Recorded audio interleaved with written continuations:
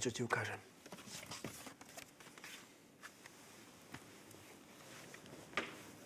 To čo je? CV fotokniha.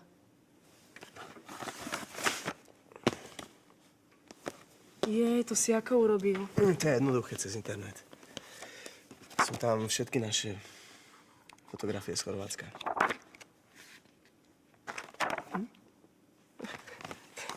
Tak ale túto si tam dávať nemusel, veď tu vyzerám hrozne. Ale neblázne, si krásna, pozri sa. Ja som si v nej tak listoval a som sa aspoň necítil tak strašne sám. No, ty môj romantik. No jasné. Vieš, ako mi to dalo zabrať? Aby som nesadol do auta a nešiel priamou cestou rovno za tebou? Ale vydržal si. Hej, no, ja musel som sa nejako zamestnať. A počkaj. Ešte ti niečo ukážem.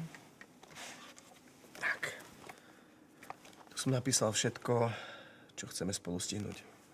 Keď sa vrátiš. Neverím. Si prečítaj, čo ťa čaká a neminie. Raňajky na Mont Blancu. Preso v Medičejských záhradách. To kde je?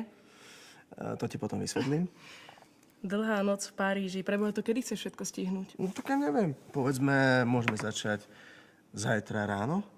Čo? Tuto? Pozri sa. Tu ďalej som napísal všetky naše voľné dni, všetky víkendy, všetky dovolenky až do roku 2855. Bože, ty si taký plánovač.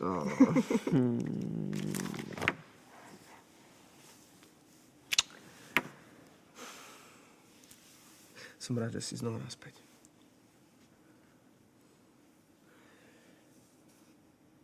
Ja som ťa nechal cestovať vlakom a ani som ti nedal nič nájsť. Dáš si niečo? Nešla som vlakom. Šla si stopom? Zase sama. A nerob z toho takú vedu. Som tu, živá, zdravá, nikto mi z nosa neodhryzol. Ty...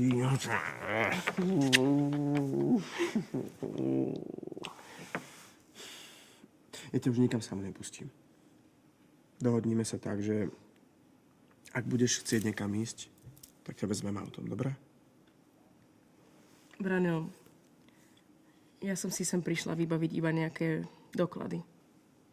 Držím sa tu pár dní a potom zase odídem.